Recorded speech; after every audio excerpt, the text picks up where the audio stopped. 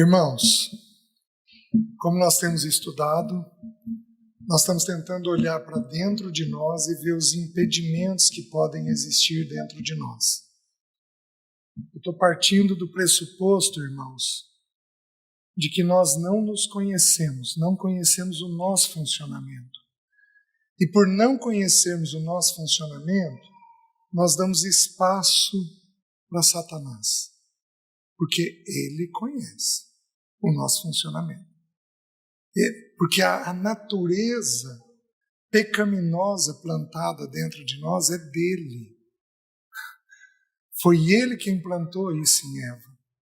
Então tudo que existe de pecado em nós nasce no diabo. Foi passado para Adão e Eva e é repassado por nós pelo nascimento.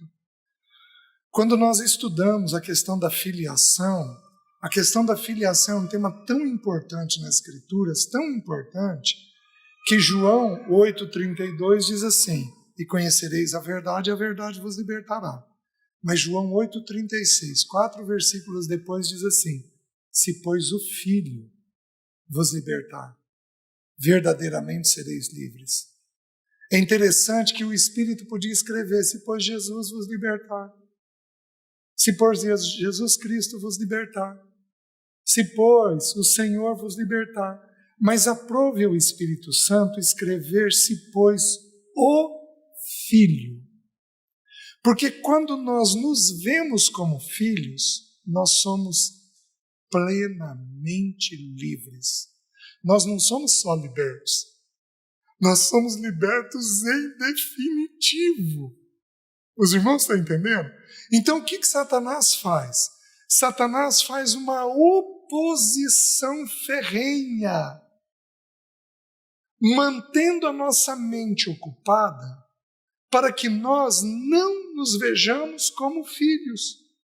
Porque se você se vê como filho, você é plenamente livre, você presta atenção na esposa, no filho, no marido, você presta atenção nos pais, você presta atenção nas pessoas que estão ao teu redor. Então Satanás levanta uma oposição violentíssima contra nós, para que nós não nos vejamos como filhos. Qual é essa oposição? Ele ocupa a nossa mente. Dardo inflamado. O dia inteiro. Se você tem medo do futuro, ele te põe uma pessoa virando para você e falando: nossa, esse governo, você viu, acho que a gente tem que tirar o dinheiro daqui e pôr no exterior. E aí é mais uma semana que você tem de conflito. É mais uma semana perdida da carreira cristã. Se você tem luta com pornografia, Satanás te põe num grupo de WhatsApp, onde vai mandar uma mensagem que vai grudar na tua cabeça. Pronto, é mais 3 dias de luta. São 3 dias perdidos da vida cristã. Então Satanás, ele é um especialista em manter a nossa mente ocupada para que a gente não avance no Senhor. E como o irmão Roger colocou de manhã, sem avançar no Senhor, você não avança sobre as pessoas que Deus te deu. Uma pessoa que não tem do Senhor, ela não consegue perceber as pessoas, o parceiro, os filhos, os parentes, simplesmente não consegue perceber. Nós não temos tempo de estudar, mas as 2 vezes, por 3 vezes a voz do Pai foi ouvida. 2 foi ouvida de forma nítida por todos que estavam no batismo e no Monte da Transfiguração, e uma foi ouvida como se fosse a voz de um trovão. O Senhor Jesus discerniu a voz do Pai, mas a quem estava perto não discerniu. Então, Deus Pai falou audivelmente 3 vezes. Nas 2 primeiras vezes, é interessante, porque na primeira vez a voz do Pai vem e diz: este é meu Filho amado, em quem tenho todo o meu prazer. Meu, pronome possessivo. Qual a primeira necessidade que o ser humano tem? Isso é meu. E ninguém tasca. Ninguém põe a mão. Porque você é meu. Vocês estão entendendo? Ele pôs um pronome possessivo. Tá bom. A voz do Pai veio para o Filho e todos ouviram. Este é meu Filho amado em quem tenho todo o meu prazer. O Espírito toma Jesus e o leva para o deserto. E Jesus é tentado em 3 coisas. Do meu ponto de vista, Jesus é tentado em 4 coisas. Ele é tentado em transformar pedras em pães, em pular do alto do pináculo, em prostrado adorar a Satanás. Ele é tentado em prover as coisas básicas, ele é tentado na aceitação, porque quem pulasse do alto do pináculo e chegasse embaixo com vida, seria reconhecido como Messias, então buscar a aceitação de um jeito indevido. A aceitação dele viria pela cruz. E o último é poder. Então, prostrado, adorar o diabo e receber o poder do diabo, que aí é uma tentação muito comum de líderes, de querer ter poder, de alguns homens também, ter um poder, por isso alguns homens são mais enfáticos, mais fortes, né? Só que das 3 tentações, 2 começam de que jeito? Se és filho. Por isso eu acho que tem uma 4ª tentação. Está questionando a filiação. Satanás se levanta, mas se levanta com uma oposição violentíssima para que você não se veja como filho.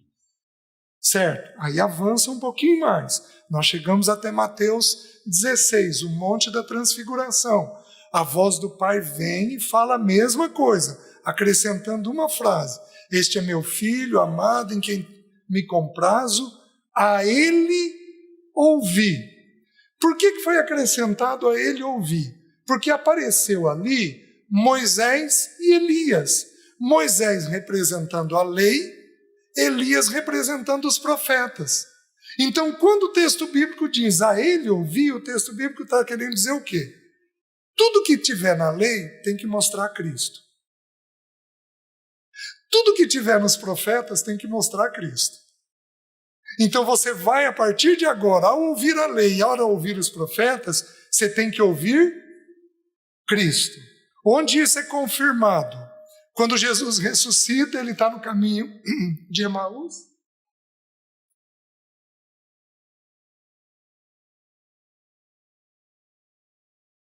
Ele está no caminho de Emaús e o texto bíblico diz que Jesus abriu tudo que a seu respeito estava escrito na lei, nos salmos e nos profetas.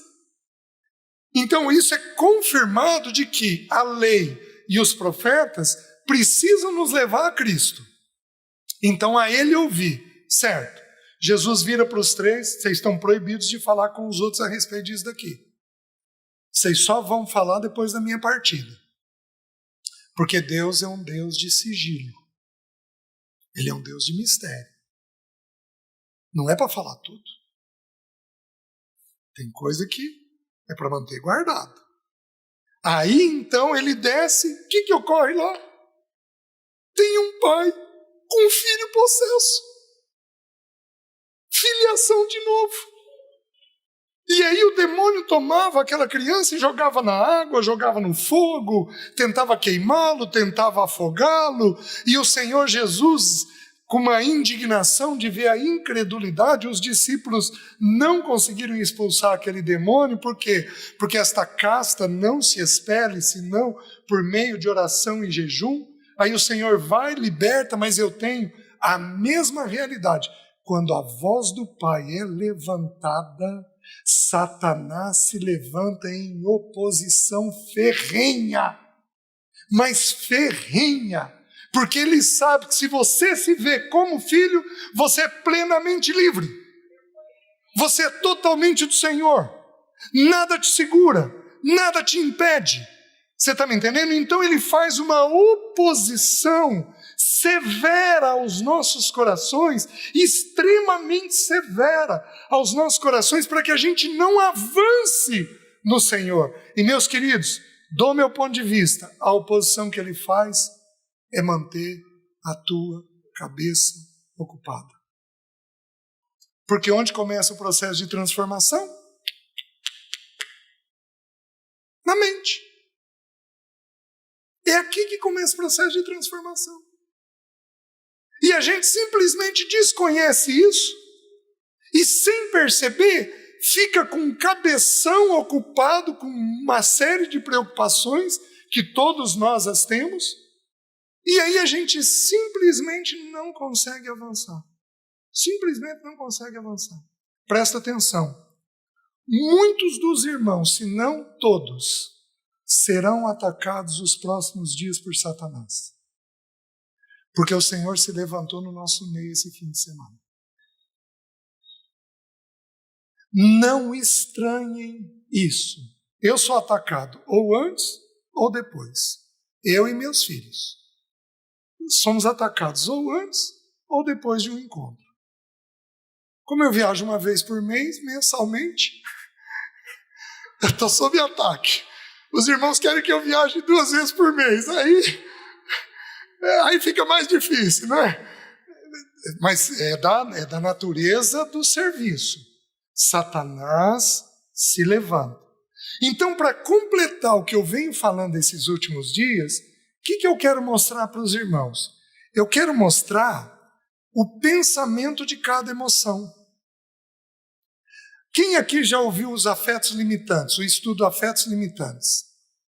Certo? O que eu gostaria que os irmãos fizessem? Se for possível, porque eu vou falar, mas de forma pam.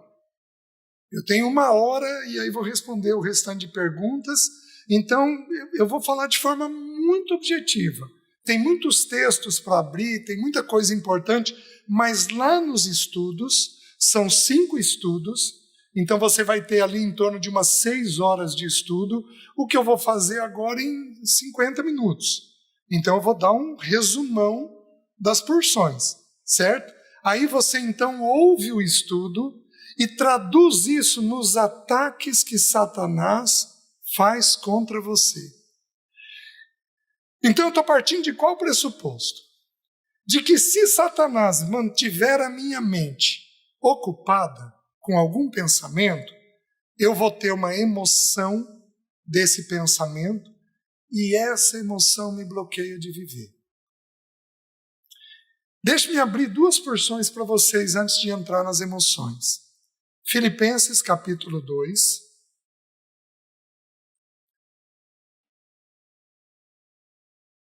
Deixe-me provar para os irmãos o que eu estou dizendo. Que o funcionamento da alma vem pensamento, emoção e vontade. Deixe-me provar para os irmãos isso. Filipenses capítulo 2, versículo 1.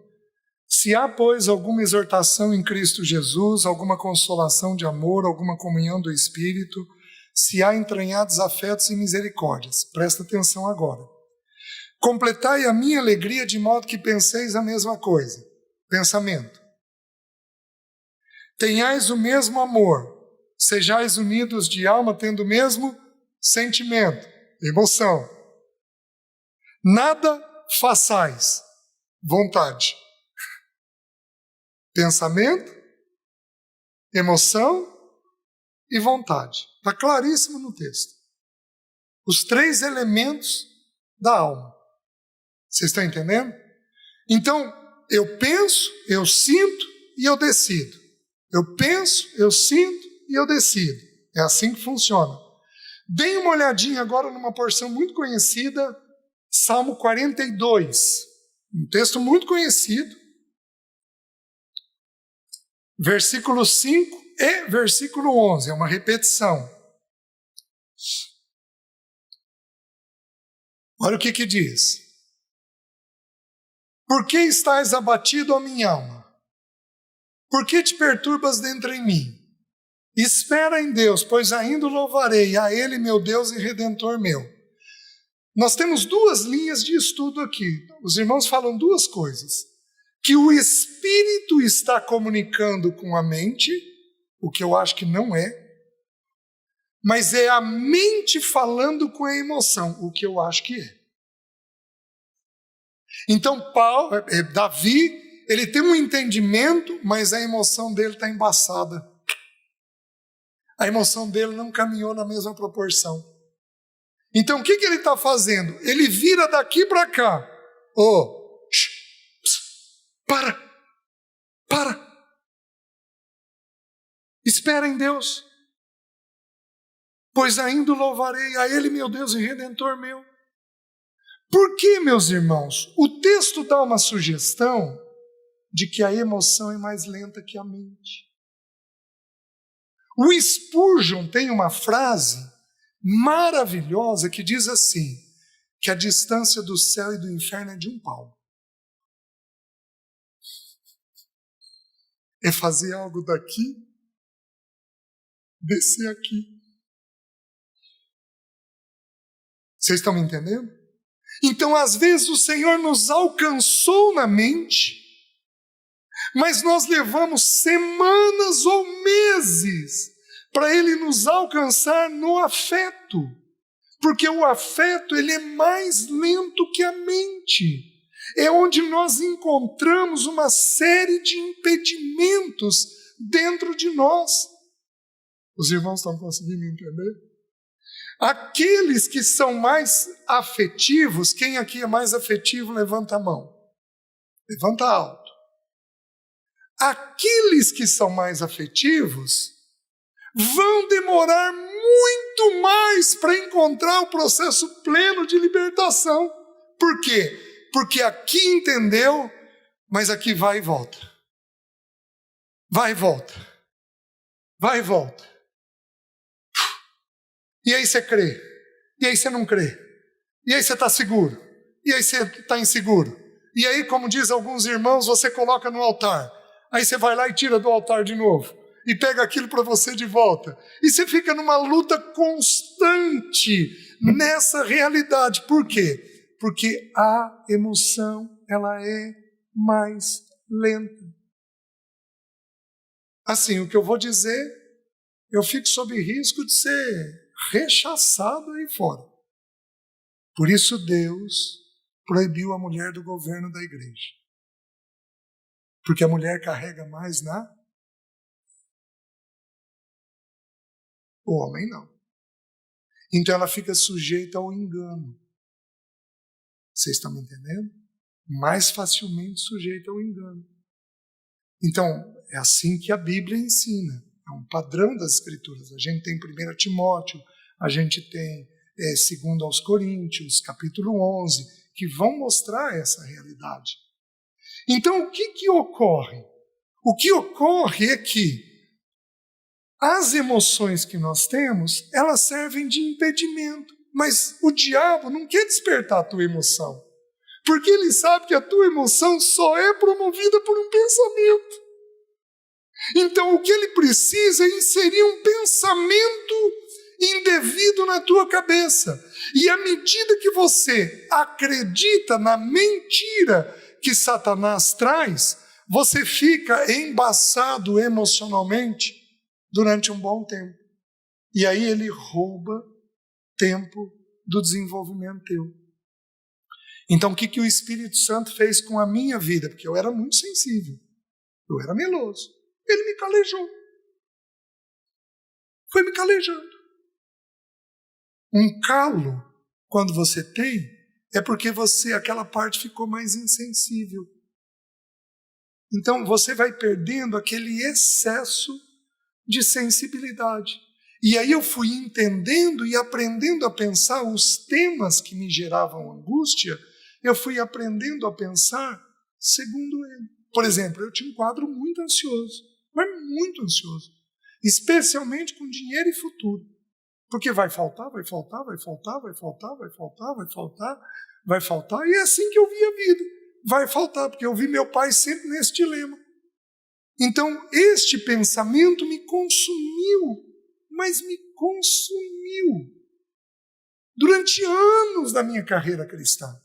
E aí o meu crescimento é mais lento, porque o sinal não é do Senhor. Ele está ocupado com um pensamento ruim. Vocês estão entendendo? Eu vivi uma experiência há 2 anos atrás, mas tão singular, da paternidade de Deus. Eu tinha um apartamento que eu aluguei para um irmão, e nós combinamos de fazer um reajuste. E esse irmão não fez o reajuste, e aí eu ouvi dizer que ele tinha tido uma recidiva do câncer. Aí eu entendi tudo, estava doente, então estava com mais dificuldade, né, deixei quieto. E aí, passado um irmão muito sério, ele me ligou: César, então, eu não reajustei o aluguel, o condomínio aqui ficou muito caro. Eu falei: irmão, o que fica bom para você? César, dá para fazer o mesmo valor? Irmão, resolvido. O mesmo valor.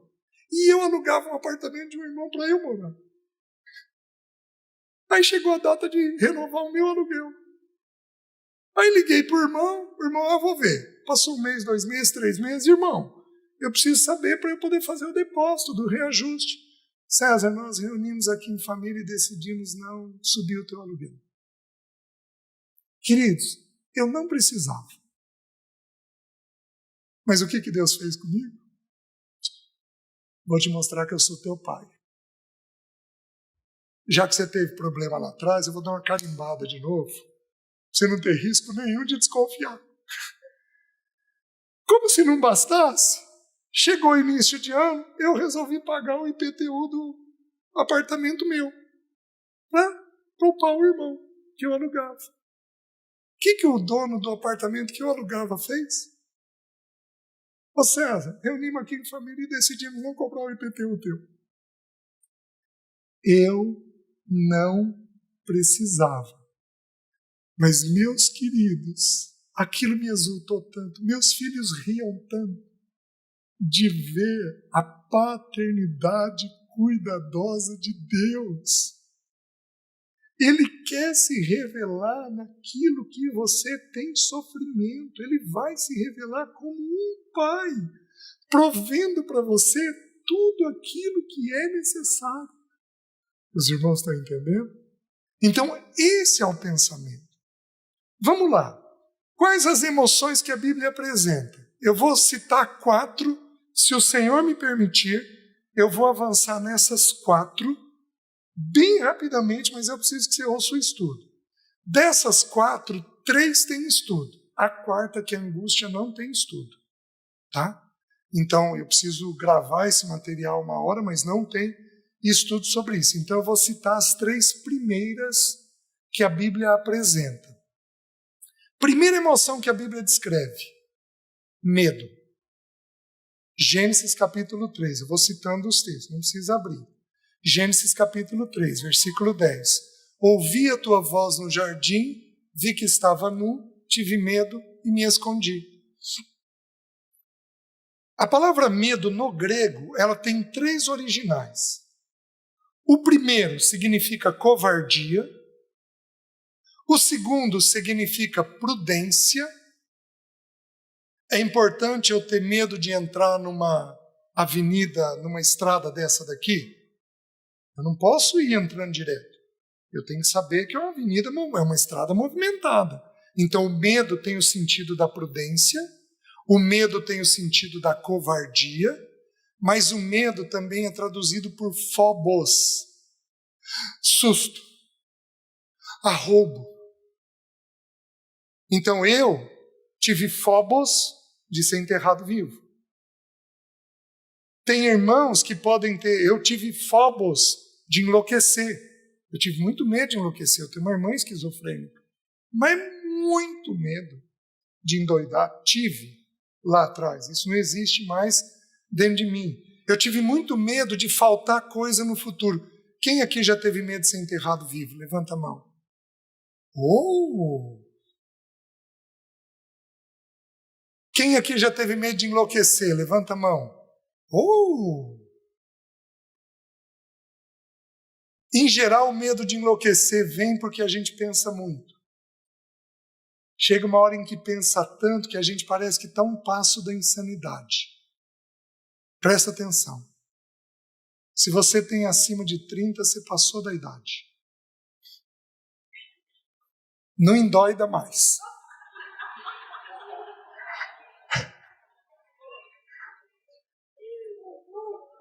Graças a Deus, Senhor. Você pode até endoidar teu parceiro, mas você passou da idade.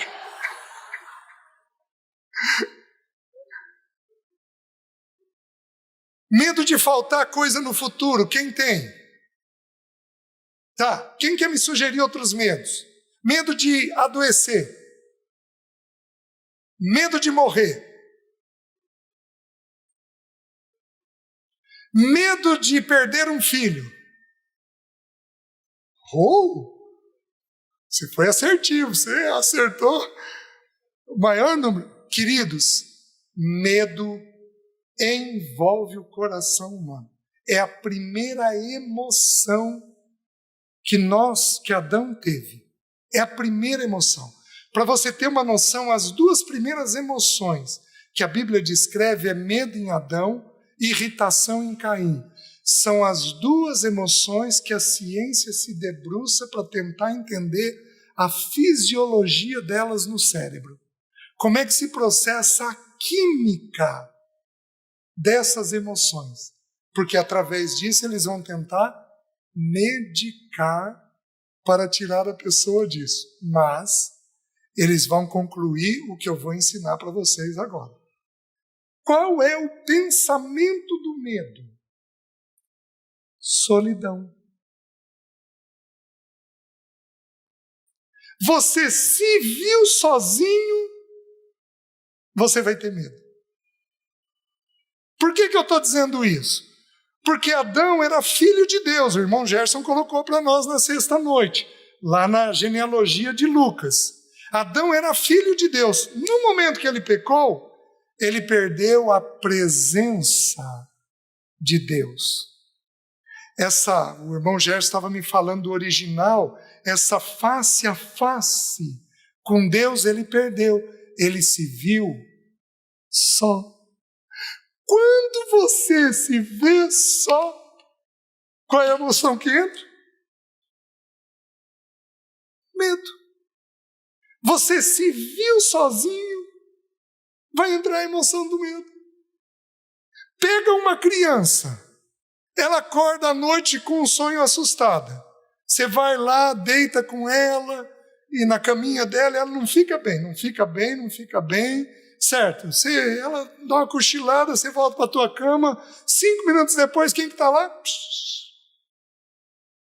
Deita no meio dos pais e dorme feito um bebê. Por quê? Porque a presença dissipou o medo. Olha o texto bíblico. Não temas. Eis que estou contigo. Como é que Deus resolve o medo? Pondo a presença dele. Os irmãos estão entendendo? Quando você põe a presença de Deus naquele temor, o medo dissipa. Agora, o que acontece? Alguns dos irmãos aqui foram desprovidos de pai e mãe. Alguns dos irmãos não tiveram uma presença adequada de pai e mãe. Alguns dos irmãos foram deixados sozinhos muitas vezes. Então os irmãos têm sensações de medo meio contínua. Tem às vezes uma ou outra situação que desengatilha aquela sensação do medo dentro de você. Você está me entendendo? E aí essa sensação te bloqueia. E você não consegue estudar, você não consegue trabalhar, você não consegue ficar bem. Por quê? Porque você está tomado por aquela sensação do medo. Eu deveria, mas nós não temos tempo, por isso que eu estou pedindo. Vai para o estudo. Ouve lá o estudo dos afetos limitantes, porque aí eu gasto mais tempo em todos os textos. Você vai entendendo como é que funciona, pelo texto bíblico, essa questão do medo. Com Abraão, o Senhor virou e falou assim: Abraão, não temas, eu sou o teu escudo. Porque ele estava indo para uma terra desconhecida.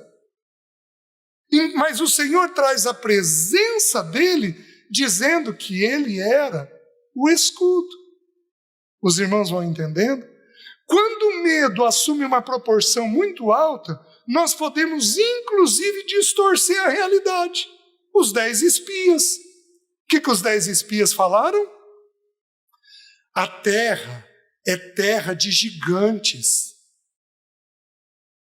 Nós somos como que gafanhotos. E nós somos, aos seus olhos, eles sabiam até o que os gigantes estavam pensando sobre eles. Mas eles conversaram com os gigantes? Não.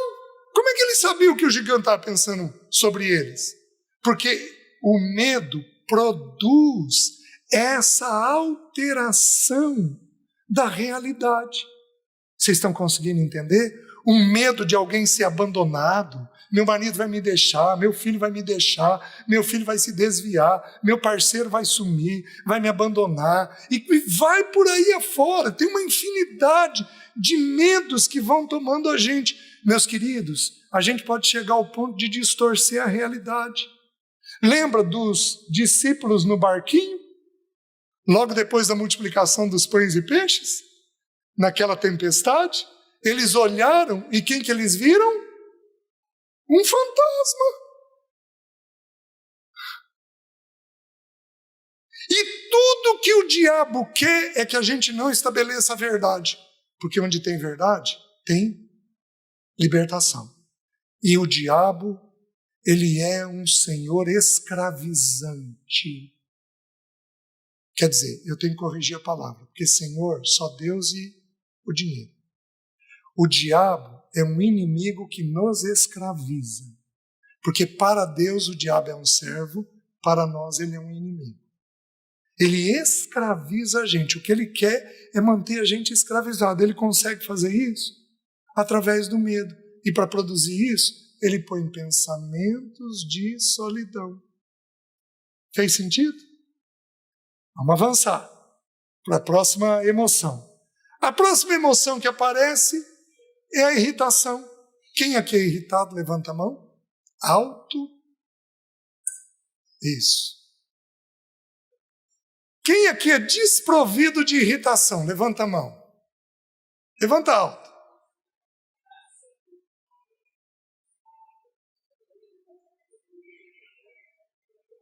Mais ou menos. Quem aqui nunca provocou o filho à ira? Levanta a mão. Então todos nós somos irritados. Com exceção ali, a irmã levantou a mão. Nunca provocou o filho à ira? Louvado seja o nome do Senhor, irmã. Viu? Em geral, porque existem 3 originais para a ira na Bíblia. Paragorgizo, que significa incitar a ira. Tumos, que é aquela ira explosiva. Sabe aquela coisa do acelera, Ayrton? 3 segundos, você está gritando, falando, gesticulando e com um pensamento ruim dentro da cabeça. Quem tem essa ira, levanta a mão. Levanta alto.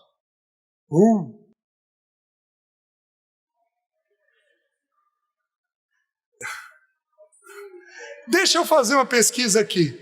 Quantos homens têm, só os homens, têm a ira tumos, essa ira explosiva? Levanta a mão. Abaixa. Quantas mulheres têm essa ira? Levanta a mão. Tem muita mulher que tem essa ira. Ela é explosiva. Qual a primeira vez que essa ira aparece na Bíblia? Herodes. Quando Herodes se viu enganado pelos magos, ficou furioso e mandou matar as criancinhas de 2 anos para baixo. Lucas. Então é uma ira que mata. Em geral não matamos fisicamente, mas a língua mata. Até porque a língua mata. O poder da vida e da morte está na língua, nos ensina Provérbios. E a terceira ira é ergos, que é uma ira de mau humor. Ela não é explosiva, ela não dura 1, 2, 3 horas, mas ela é meio contínua. A pessoa é mal-humorada o tempo todo, ela é meio cebolenta. Ela faz o outro chorar o tempo inteiro. Você está entendendo? Quem é assim, levanta a mão. Quem tem esse tipo de ira? Levanta a mão.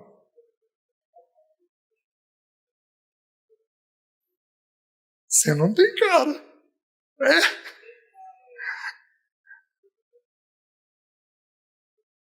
O meu modelo levantou a mão. Mas ele tem um jeitinho tão manso. Desculpa, te expus. Você tem um jeitinho tão manso, rapaz. É uma propaganda enganosa. Igual eu. Fui num cardiologista há uns 20 e tantos anos atrás, a minha pressão 22/16. Ele virou para mim e falou assim: ô César, o negócio é o seguinte, isso é uma propaganda enganosa. Você tem um jeitinho manso, mas você é ansioso por dentro. E ele estava certo, né? Aí eu, pela graça de Deus, melhorei. Vamos lá. Nós temos que olhar o texto para a gente entender de onde deriva, qual é o pensamento que tem ali. Abram lá em Gênesis, capítulo 4, um texto bem fácil.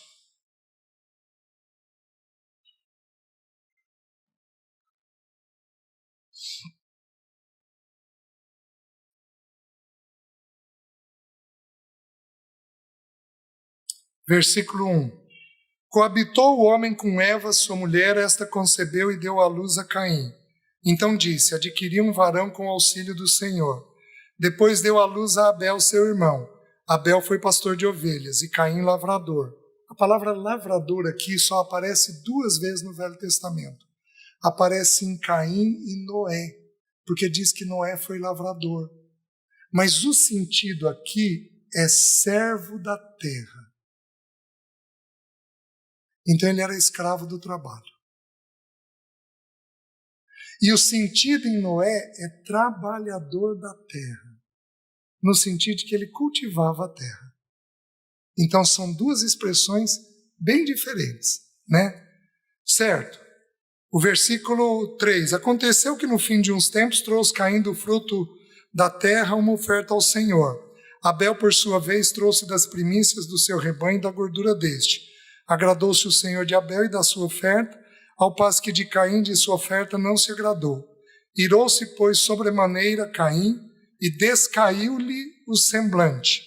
Irou-se aqui é queimou, inflamou. Então lhe disse o Senhor: por que andas irado e por que descaiu o teu semblante? Se procederes bem, não é certo que serás aceito. Se todavia procederes mal, eis que o pecado jaz à porta, o seu desejo será contra ti, mas a ti cumpre dominá-lo. Certo? Vamos entender. Queridos, teologicamente falando, o texto é preciosíssimo em qual sentido? A oferta. O texto de Hebreus diz que a oferta de Caim nos fala até hoje. Vamos lembrar. Adão e Eva, quando eles estavam nus, Deus foi e matou um animal e cobriu a nudez deles com esse animal, certo? Eles muito possivelmente ensinaram isso para os filhos, certo? Abel entendeu que ele seria aceito por Deus mediante o sangue de um animal. Aquele animal aqui, tipologicamente, representa Cristo. Então, Abel entendeu justificação pela fé. Simples. Caim fez o quê? Eu vou ser aceito pela força do braço. Então ele trouxe o melhor que ele produziu. Então é quando a gente tenta ser aceito pela nossa conduta, é quando a gente tenta ser aceito pela religião, é quando a gente faz promessa, e vai por aí afora. Então, teologicamente falando, esse é o sentido. Eu vou fazer uma aplicação do texto, porque o texto das Escrituras, ele é vasto, meus queridos. Ó profundidade da riqueza, tanto da sabedoria quanto do conhecimento de Deus. Nos ensina Romanos 11. Mas Efésios também diz da largura, do comprimento, da profundidade, da altura, da sabedoria de Deus. Então, o texto bíblico, nós garimpamos questões teológicas da pessoa e da obra de Cristo, mas nós também garimpamos coisas do nosso funcionamento. O que aconteceu aqui? Ele buscou, o ser humano tem necessidade de aceitação, de pertencimento, que ele busca por aceitação. O que ele fez? pegou a perna do desempenho, Caim, e fortaleceu a perna do desempenho, e buscou aceitação por aquela perna. E quando Deus não o aceitou, porque Deus não rejeitou ele, rejeitou a oferta dele. Porque Deus ama as nossas vidas, mas Deus não aceitou a oferta dele. Então, ao rejeitar a oferta, ele se sentiu rejeitado. E ali, ele ficou irado. Ele queimou. Ele inflamou. E aí o Senhor desce até ele.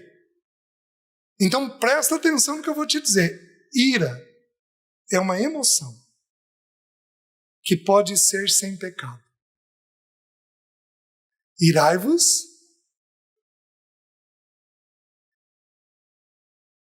Ela é uma emoção que pode ser sem pecado. Ela é, em primeiro lugar, uma emoção. Como é o medo? É uma emoção. As pessoas dizem, quem tem medo é incrédulo. Meus queridos, os irmãos, me desculpem. Eu não consigo ver assim. Eu entendo que o medo é uma expressão, uma emoção distorcida, natural da queda. E se nós não cuidarmos, nós até podemos entrar num processo de retrocesso e de não avanço no Senhor. Mas, meus queridos, é uma emoção. Assim como a ansiedade é uma emoção, pensa comigo. Alguns irmãos dizem, quem é ansioso é incrédulo. Gente, pensa comigo. Eu estou dirigindo de carro, eu e a Jéssica, que mora lá comigo. A gente bate o carro. E eu vejo que ela está toda ensanguentada. E aí eu fico taquicárdico. Eu estou ansioso. Eu tenho tontura. Eu estou ansioso. Eu estou desesperado. Meu Deus, meu Deus, meu Deus. Meus queridos, vocês acham que Deus vai olhar para mim e dizer que eu estou em pecado? Ô, gente, é uma emoção natural da vida. Que isso? Agora, o que é pecado? Andar ansioso. O ter uma ansiedade em alguns momentos da vida não constitui ansiedade, mas o andar ansioso constitui. É como a ira. Aquela ira que brota da emoção, essa é pecaminosa. Mas aquela ira que é sensata, objetiva, que julga, que põe um limite, que é coerente na forma de fazer, essa não é pecaminosa. Essa é santa. Essa é adequada. Por isso que é uma emoção. E aí o Senhor desce até ele. E o Senhor fala com ele algo maravilhoso. O Senhor diz assim, por que andas irado e por que descaiu o teu semblante? Gente, quantas vezes a Alessi me cutucou por debaixo da mesa? César, muda a fisionomia. Quem aqui é muito expressivo no rosto? Meus queridos, o corpo fala. Não é só a língua, não. O corpo fala. Vai por aí afora, né? O corpo vai dizendo a respeito da gente. Então, é isso que o Senhor está mostrando. Por que descaiu o teu semblante? O Senhor está falando, vamos ter um pouquinho de discrição? E aí o Senhor diz algo maravilhoso. O Senhor vira para ele e diz assim, se procederes bem, não é certo que serás aceito, mas se procederes mal, eis que o pecado jaz à tua porta, e a ti cumpre dominá-lo. O que é proceder bem e proceder mal? No original hebraico. Estar satisfeito.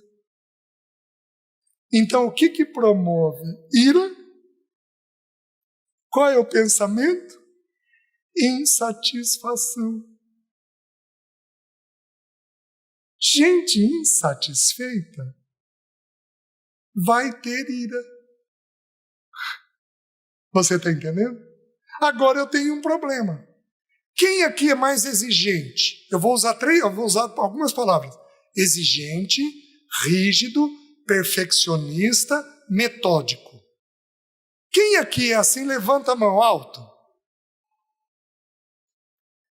Esses irmãos Tem gente que levantou a mão já apontando o número de palavras que tem. Esses irmãos vão ser mais insatisfeitos, porque são mais exigentes. Correm o risco de inflamar com mais facilidade. O que o Senhor faz? Desculpa, o que o diabo faz? E faz você ver os fios de cabelo no chão.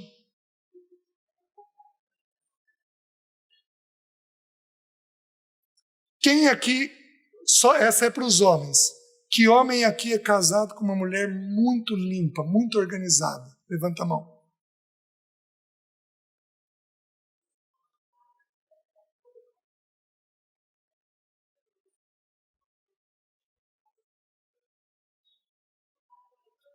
Esses dias eu estava nos Estados Unidos, fui entrar na casa, tinha uma placa. Antes de entrar, tire seu sapato.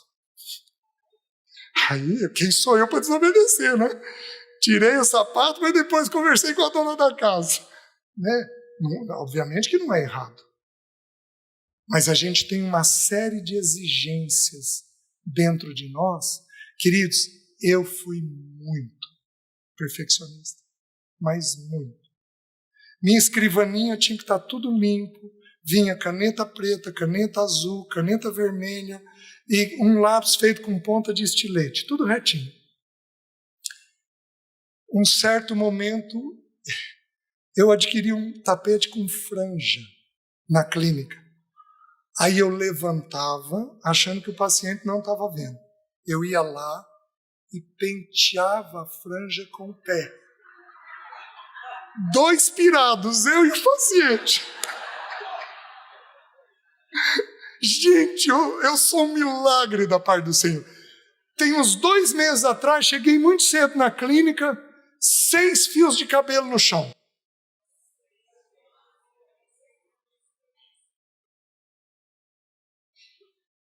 Quem aqui é assim?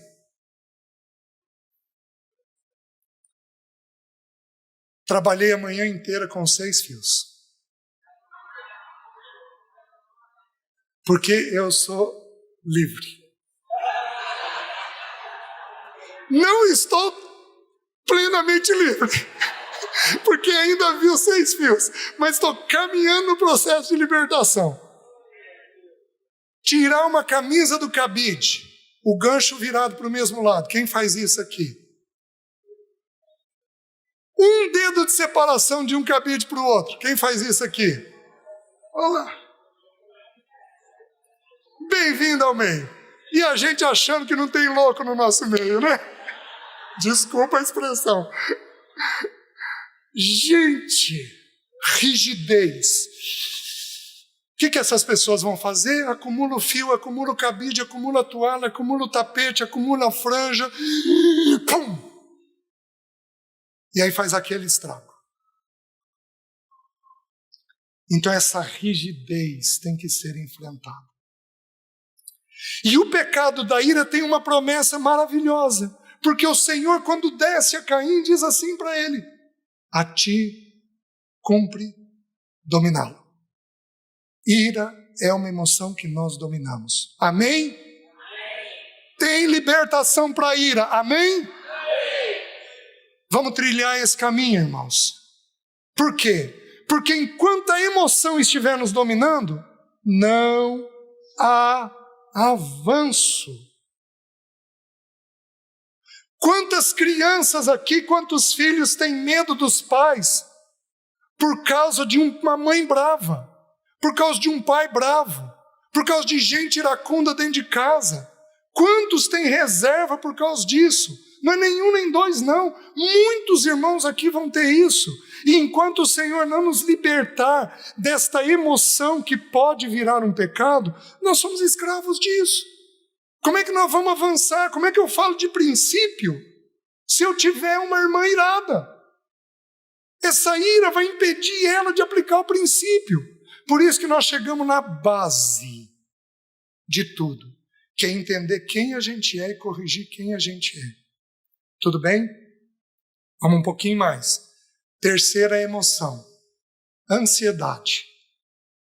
Abram em Quem aqui é ansioso? Levanta a mão. Abram em Mateus capítulo 6.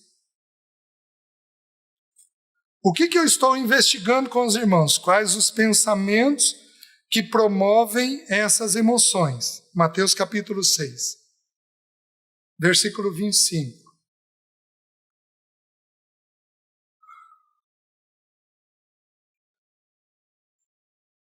Por isso vos digo, não andeis ansiosos pela vossa vida quanto ao que haveis de comer ou beber, nem pelo vosso corpo quanto ao que haveis de vestir. Não é a vida mais do que o alimento e o corpo mais do que as vestes? Observai as aves dos céus. Não semeiam, não colhem, nem ajuntam em celeiros. Contudo, vosso Pai Celeste a sustenta. Porventura não valeis vós muito mais do que as aves? Qual de vós, por ansioso que esteja, pode acrescentar um côvado ao curso de sua vida? E por que andais ansiosos quanto ao vestuário? Considerai como crescem os lírios dos campos, eles não trabalham, nem fiam. Eu, contudo, vos afirmo que nem Salomão em toda a sua glória se vestiu como qualquer deles. Ora, se Deus veste assim a erva do campo, que hoje existe, amanhã é lançada no forno, quanto mais a vós outros, homens de pequena fé? Portanto, não vos inquieteis dizendo que comeremos, que beberemos ou com que nos vestiremos, porque os gentios é quem procuram todas estas coisas, pois vosso Pai Celeste sabe que necessitais de todas elas. Buscai, pois, em primeiro lugar o seu reino e a sua justiça, e todas estas coisas vos serão acrescentadas. Portanto, não vos inquieteis com o dia de amanhã, pois o amanhã trará os seus cuidados. Basta ao dia o seu próprio mal. Até aqui.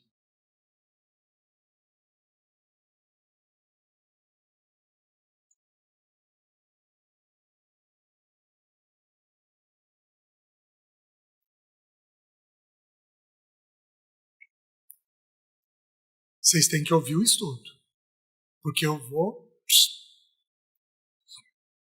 Qual é o pensamento da ansiedade? A ansiedade é uma emoção, ela é uma emoção extremamente comum no ser humano.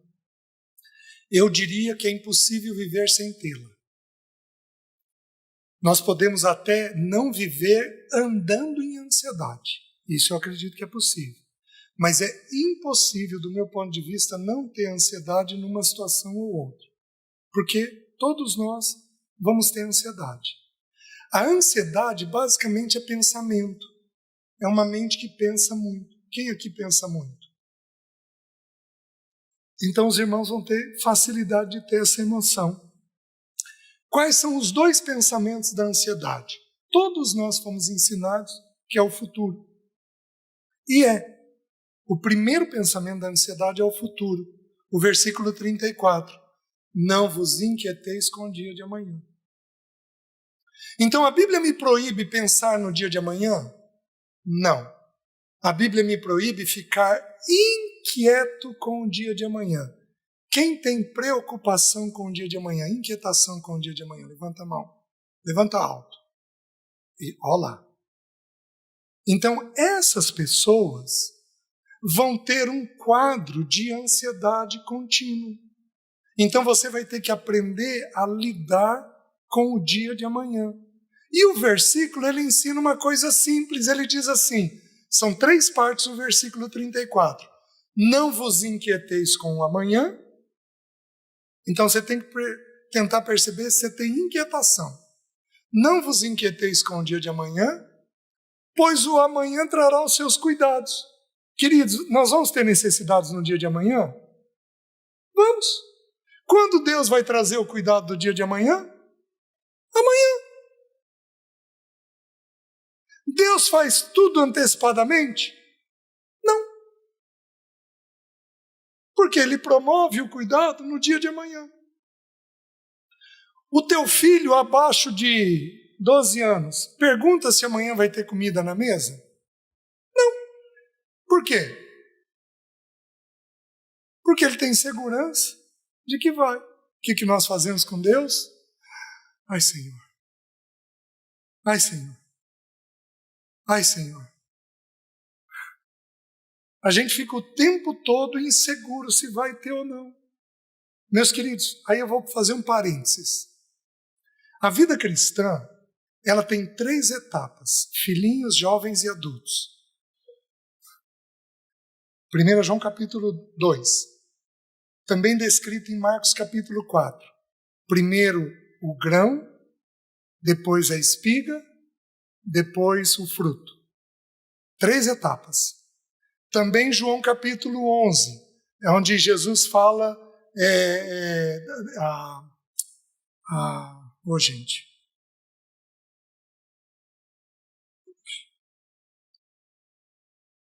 João capítulo da videira e dos ramos, João capítulo 15, onde Jesus fala da videira e dos ramos. Fala que produz fruto, depois mais fruto e depois muito fruto. Então, a nossa vida cristã são em 3 etapas. Sabe qual é a primeira etapa? Filhinhos, eu vos escrevi porque conheceis o Pai. Então, nos 12 primeiros anos de vida cristã, nós deveríamos conhecer o Pai, ter experiências com a paternidade de Deus, ter experiências com a provisão, com o cuidado, com a paternidade, com a paternidade, com a paternidade. Por isso eu vou dar uma palavra de exortação para aqueles que são muito bons pais,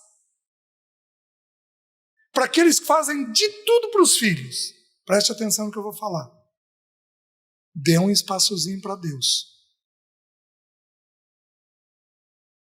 Porque se você fizer tudo, Deus não tem o que fazer.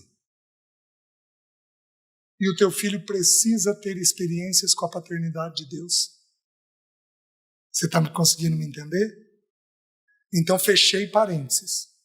Então, a gente precisa de entender esse cuidado do Pai conosco. Então, quando que ele vai promover a necessidade do dia de amanhã? Amanhã. Até aqui, quase todos nós sabemos. O que nós não sabemos? Que existe um segundo pensamento na ansiedade. O primeiro é futuro. Qual é o segundo? Desempenho.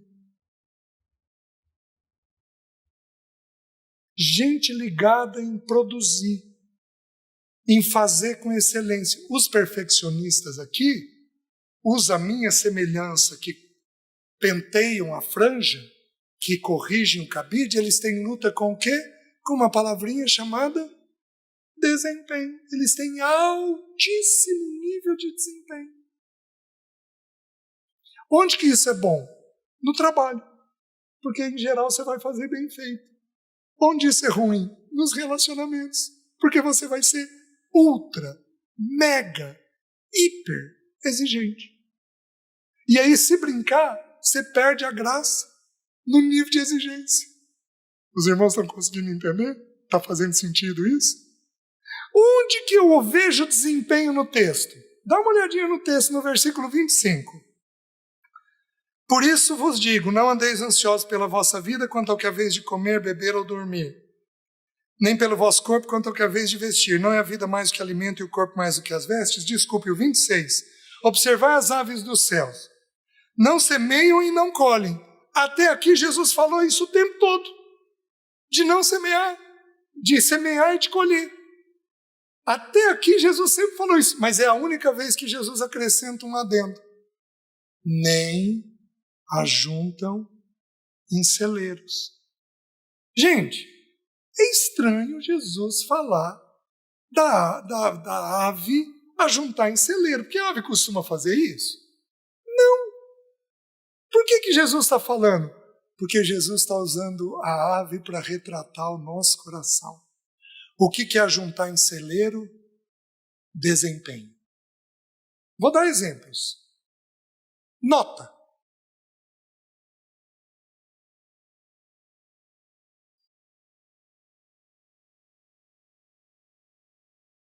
Já entenderam. Um monte de vocês está sorrindo quieto para mim. Vocês já entenderam. Não. Por que você não tirou um pouco mais? Quem aqui faz isso? Tem filhos aqui no nosso meio? Tem?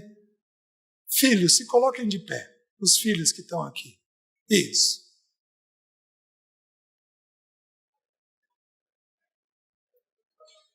Isso. Fica de pé um instantinho. É para denunciar. Já que é para fazer, vamos fazer bem feito. Que filhos aqui os pais cobram nota, brigam por nota? Levanta a mão. Olha lá, podem sentar.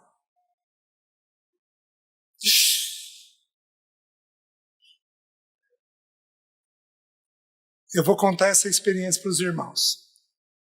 Eu estive em Brasília esse ano. E eu descobri, passeando por Brasília, o irmão que me acolheu lá, ele falou o seguinte para mim: César, aqui a criançada vai para o pré-primário sendo preparada para passar em concurso. Então a cidade é de concurso, ela vive de concurso. Tá bom. E aí eu estudei, era um encontro de casais, estudei com os casais, e no domingo de manhã os filhos vieram assistir o estudo. E aí eu preguei sobre graça. E aí me ocorreu de dar um exemplo sobre nota. Então, por exemplo, irmãos, você exige uma nota alta do teu filho, e ele veio com uma nota baixa. E eu falando sobre graça, sobre aceitação. Qual é a primeira providência tua quando você vê que ele tirou uma nota baixa? Eu vou dizer, você bronqueia. Agora deixa eu te fazer uma pergunta. Você sabe por que ele tirou uma nota baixa? E se ele fez a prova com um vírus de gripe incubado? De que jeito que ele vai fazer a prova? Lesado. Porque ele está com um vírus de gripe dentro do organismo dele. E se você e tua esposa brigaram e ele estudou e não conseguiu entender a matéria? Porque vocês estavam brigados? E se porventura tem alguém doente na casa e aquilo assustou ele? Você acha que ele vai conseguir aprender da mesma forma? E se a prova foi difícil e o professor complicou? E se por algum motivo ele não conseguiu entender o que estava escrito na prova? Mas você faz o quê? Você bronqueia porque ele não estudou o suficiente. E você não sabe o motivo daquilo. Dei esse exemplo. Domingo de manhã, domingo à noite encerrou o encontro. Estava me despedindo dos irmãos, estava numa roda grande. Vem um menino de 12 e de 11. 2 meninos. Ô tio. A gente queria falar com você, tio. O que houve, queridos? Tio, a gente queria te agradecer. Porque você falou de nota. E o meu pai exige 10. E aí o pai do lado na roda. Não, é 8. Como se fosse resolver muito. É 8. É 10, tio. E o de 11 só concordando. É isso mesmo, tio. Os meus pais também fazem a mesma coisa. Desempenho. Faz assim, senta assim, levanta assim, come assim, limpa assim, estica a coxa assim, é desse jeito, é daquele jeito. E aí você não tem aceitação pelo jeitinho da pessoa ser. Presta atenção, nota, nós vamos produzir o quanto nós conseguimos. Se um filho é 8 em matemática, qual é o nosso alvo? 8. Se o filho é 10 em matemática, quanto nós vamos buscar? 10.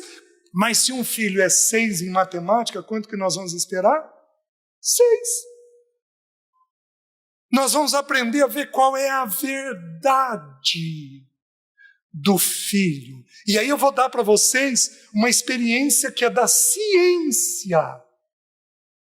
A ciência descobriu que os melhores profissionais são os alunos medianos. Porque o aluno mediano, ele não é cabeção. Amém, irmão?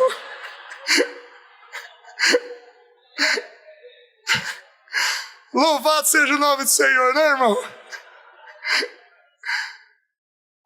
Os melhores profissionais são os alunos medianos. Por quê? Porque os alunos medianos, eles compensam a dificuldade intelectual com o relacionamento.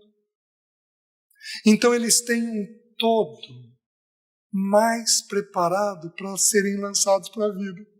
Um dia eu estava pregando isso num grupo de estudo.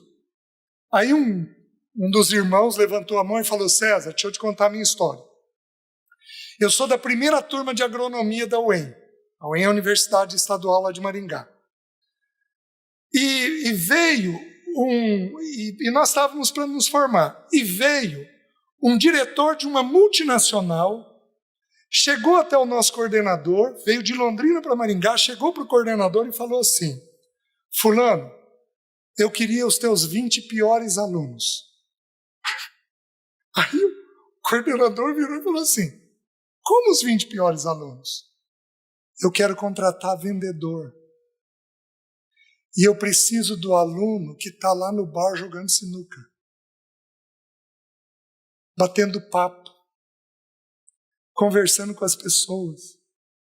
Aí esse irmão virou e falou: César, eu saí da faculdade empregado.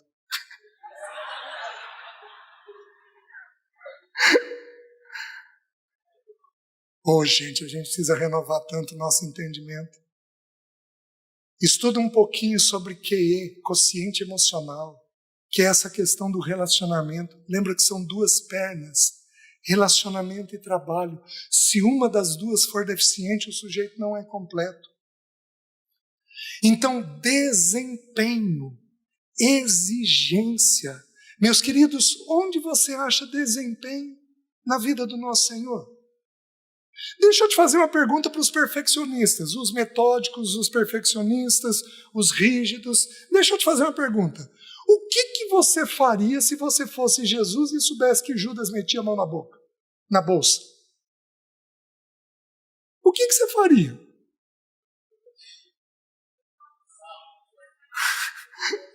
Tem irmão sugerindo, cortava a mão. Já que a lei dizia isso, né? O que Jesus fez com isso? Aparentemente, nada. Por quê? Porque o Senhor não tem um alto nível de desempenho em tudo. Eu tive uma experiência, já contei nos estudos aí, o Senhor levou 12 anos para me libertar da sexualidade, das questões de uma sexualidade impura, errada. E aí eu estava atendendo um irmão, e o irmão estava caminhando bem, tinha 4 meses que eu estava ajudando ele caminhando muito bem, de repente ele caiu. Ele caiu e ele me contou, e eu abri a caixa de ferramentas. Mas eu, bati. No meio do que eu estava batendo, o Espírito Santo falou comigo: quem é você para tocar um filho meu desta forma? Ou você está esquecido dos 12 anos de tolerância que eu tive com você? Meus queridos, parei tudo, falei com a pessoa que o Espírito havia ministrado para mim, pedi perdão para ele e retomamos a conversa. Sabe qual é o nome disso? Graça. Sabe aonde isso é encontrado? Gênesis, capítulo 6. Que se o Senhor der permissão de eu voltar, eu gostaria de estudar com os irmãos sobre graça. Então, gente muito exigente tem dificuldade com graça. Porque ele enxerga o que tem que ser feito. E ele perde a graça de Deus na maneira de fazer. Os irmãos estão entendendo? Então, desempenho e futuro. Última emoção. Angústia. A angústia é um sentimento de aperto. De todas as emoções é a mais desconfortável. Porque não tem lugar bom, você tem um desespero, você acha que você está morrendo, você acha que você vai enlouquecer, você acha que aquilo que você está pensando vai acontecer. Então, quando você tem angústia, você está no phobos, você está no susto, no arroubo, você está naquela sensação extremamente desconfortável. Quando que Jesus teve isso? Jesus teve isso quando ele foi no Getsemane. A minha alma, Marcos capítulo 14. Vamos lá. Memória já não está. Marcos capítulo 14.